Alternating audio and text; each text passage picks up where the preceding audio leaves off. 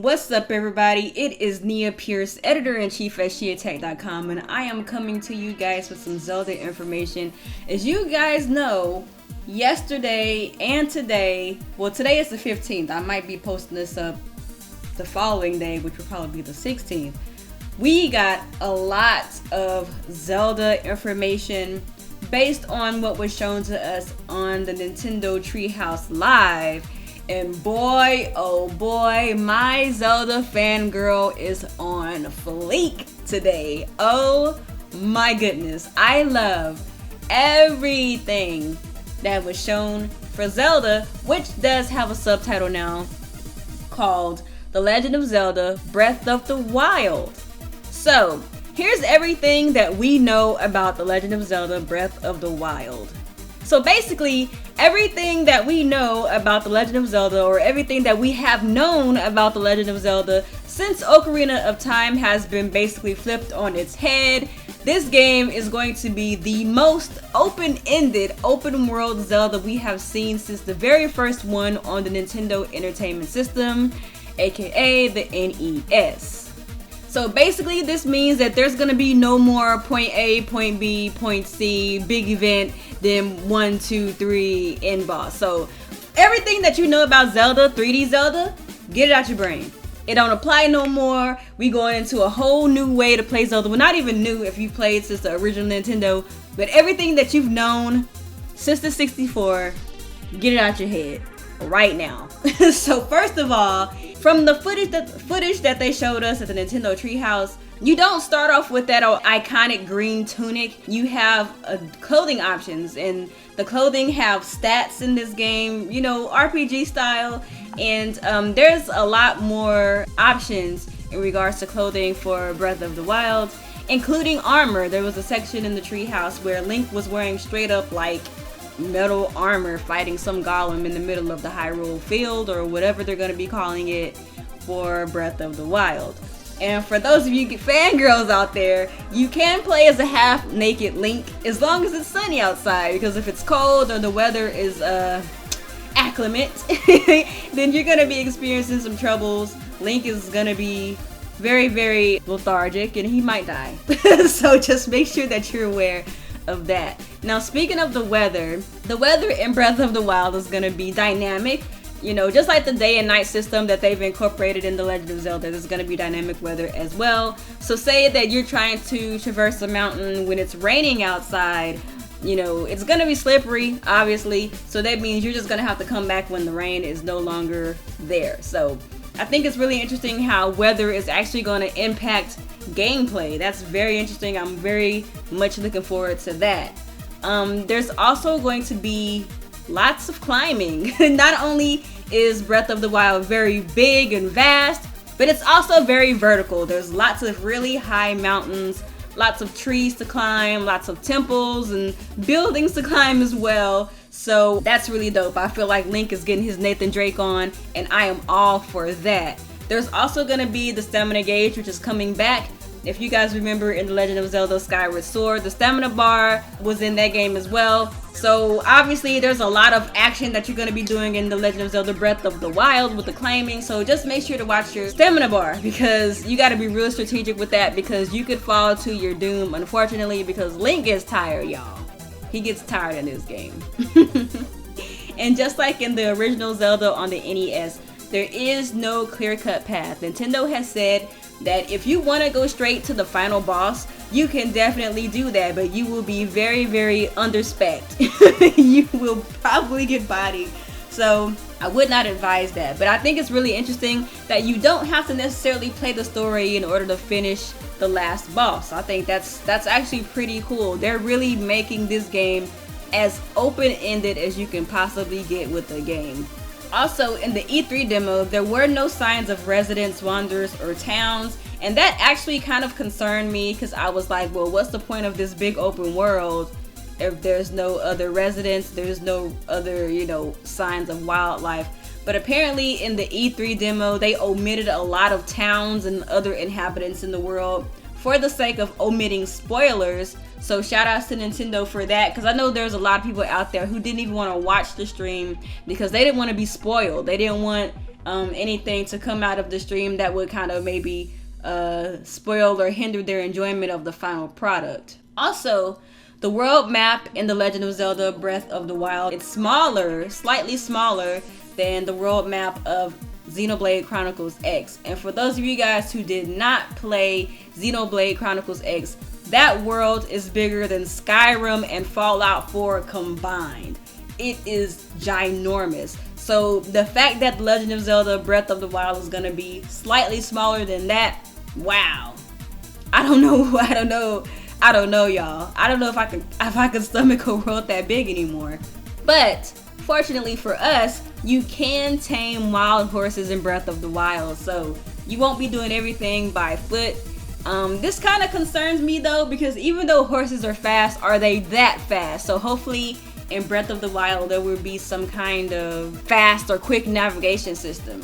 Also in Breath of the Wild, Link can snowboard down snowy slopes with his shield. I'm not joking. There's actually an article version of this video on SheAttack.com right now that has a video of my boy Link getting his SSX tricky on right now. You feel me? I am so excited for that. And along with that, of course, also if he's visibly cold, he shivers and he turns red and he also loses health. So make sure you take some warm clothes with you because that will be to your detriment. And of course, just like most Legend of Zelda games, the wildlife that you see in the world depends on the time of day. For example, in the daytime, you're gonna see some live fleshy bokoblins, and at nighttime, you're gonna see the Stalfos child version of the bokoblins, the skeleton guys. And funny thing about the skeleton bokoblins in Breath of the Wild is that whenever you're chopping them down, if you don't destroy their head, their bodies are gonna look for their head and they're gonna come back and try to whoop on you. But if you defeat them and break them up into pieces, you can actually use their arms as melee weapons to beat on their brothers. I thought that was pretty hilarious when watching the gameplay of that. So yeah, and it's kind of creepy how the skeleton arms kind of wiggle around on the ground. It's like, yo, Zelda is so stupid. This game series is hilarious. But Breath of the Wild will also have amiibo support. Now, when I first heard about amiibo, I was like, Lord Jesus, Nintendo, please do not mess up my precious Zelda with amiibo. But the way that they're going to be using amiibo in Breath of the Wild is actually a really good way to use them. It's not some gimmicky bullcrap that you've seen in a lot of Nintendo games on the Wii U and the 3DS. If you have the Legend of Zelda Twilight Princess HD, you can use the Wolf Link amiibo that came in that package for Wolf Link to act as a companion to Breath of the Wild Link, which is actually pretty cool. So Wolf Link is like fighting enemies alongside of you, and he's playable with you until his hearts deplete, if his hearts deplete. So make sure you take really good care of Wolf Link because he looks really smart actually in the game. Watching the gameplay, he's really aware of the enemies and his surroundings. Also, something very jarring in The Legend of Zelda, which actually makes a lot of sense, but it's very jarring to me because this just goes against everything that I thought I knew about Zelda, is that you don't collect hearts anymore, people. As far as I can tell, there is no heart piece collection because Link actually freaking eats, like, food. He actually eats real food. And it's interesting because in Breath of the Wild, it's not like a shop or anything where you can go buy food. You basically have to eat off the land. So that means that you're getting your Monster Hunter on by, you know, hunting down actual animals and collecting fruit and vegetables to make recipes and things like that. And depending on the recipes that you use, they do affect status changes. Like for example, if you make a peppery meal that's very hot, it will help Link stay warm in cold climates, which is pretty dope. Also, one thing that they noted is that if you want to eat meat, you can, but if you don't want to eat meat, you don't have to. You can completely survive on fruits and vegetables, and that will be okay. And going along with that, Breath of the Wind will have more survival aspects than any Zelda ever before. You can use the resources of the world to craft weapons and craft arrows. You can make campfires, etc. I saw some portions in the game where you chop down trees and use the wood for like campfires and things like that. And if you come across any archer enemies, you can strategically dodge them and collect their arrows and use them back at them just so you can save your little arrows, because I don't think that you can find arrows as easily as you could in other games before this. Another thing about Breath of the Wild is that you can be stealthy at any given moment. If you have seen the gameplay, you will notice that there's a little sound bar at the bottom of the HUD, and it tells the player how audible Link's movements are. And so if you're really, really loud and you're just like stomping around, you know, of course, enemies who are a distance from you will be able to hear you and spot you.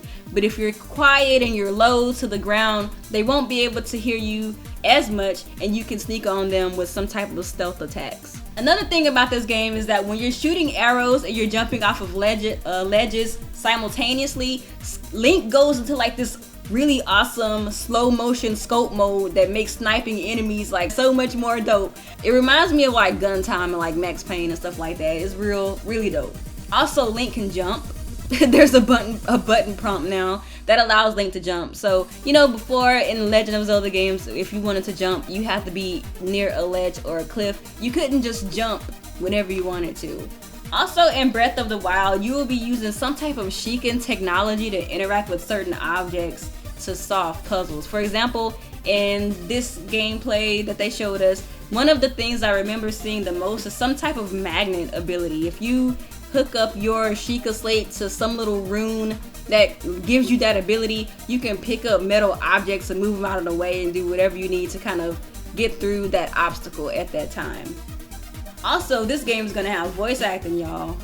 Oh snaps, that's one of the main things that Legend of Zelda fans have always wanted, is freaking voice acting. But as far as I could tell, the voice acting was only for the narration at the beginning of the trailer and the beginning of the gameplay. But I noticed that when they were going to the different shrines, like the little monks there didn't really have a voice. But I read somewhere that they took out the voices for the sake of the demo. I really hope that that's true, because I want everybody to talk in this game. Like, I don't want it to just be narration. Everybody needs to talk except for Link. I mean, I can deal with a Link that talks, but a lot of people can't. But I want everybody to talk. That's just my opinion. The Legend of Zelda Breath of the Wild is coming to both the Wii U and the Nintendo NX in 2017. Now, the last time they talked about this, they specified March 2017, which is supposed to launch alongside the NX. They're both supposed to be coming in that month. I really hope that Nintendo officially sticks to this month, because if they delay it again, I'm gonna be a very sad panda. They've already delayed this game twice. It was supposed to come in 2016, and also it was supposed to come in 2015, but you know, it got pushed back to 2017. So Nintendo, do us right, man, and bring this game out in freaking March of 2017 along with the NX, please. So that's pretty much all that I have for this video. Be sure to stay locked onto SheAttack.com. If you guys go to SheAttack.com, there is an article form of this, so if you want to go back to it and refer to it in a quick manner, be sure to do that. Also, whenever I find out more information about Breath of the Wild, I will be updating this article with new information. So thank you guys for tuning out this video, and I'll talk to you later. Peace.